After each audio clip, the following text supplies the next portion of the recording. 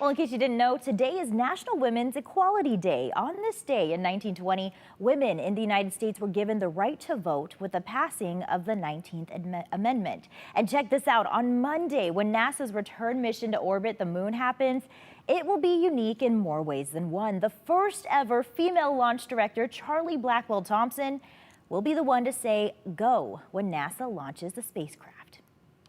And that flight is scheduled for Monday morning. It's an uncrewed test flight to check out all the systems before astronauts climb aboard. And if a lot of this looks familiar, well, it's because NASA is borrowing heavily from the Apollo moon missions 50 years ago. Here's NBC's Tom Costello with the details. Take a look. Standing 322 feet tall, NASA's Artemis rocket is the biggest to stand on the pad in 50 years. And Artemis is different. Flanked with two boosters, it'll be 15% more powerful than the monster Saturn V rockets that carried Apollo astronauts to the moon.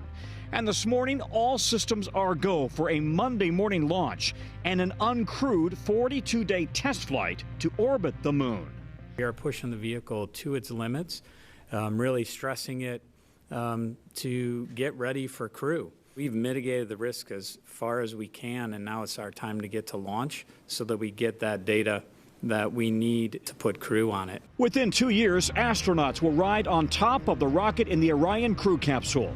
The entire Artemis Orion stack looks something like Apollo on steroids, with some critical upgrades for future astronauts. Orion is a lot bigger than Apollo. Instead of 3 astronauts, 4 astronauts fit in these chairs here. They have a retractable rowing machine right here for exercise.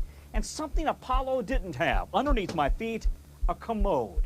And NASA is also testing out this new astronaut suit for future missions, replacing the suits worn by shuttle astronauts. The new suit designed to keep astronauts alive for 144 hours should their spaceship suddenly lose cabin pressure. See, there's a little feed port here where, using a specialized bag design, we can put liquid nutrition in, think of like a protein shake, in there, and the crew member can turn their head in the helmet, be able to drink that so they have the proper nutrition. How is it in there? Is it hot? It feels good, nice and cool, sir. Cool. Yes, sir. I have a cooling garment underneath. It has a tube that goes from left to right all the way across that keeps me nice and cool. Even on a hot Houston day. Yes, sir. If this uncrewed Artemis mission goes well, an astronaut mission will follow, then a lunar landing in 2025 and a moon base. Returning from its mission, Orion will re-enter the Earth's atmosphere even faster and hotter than the space shuttle.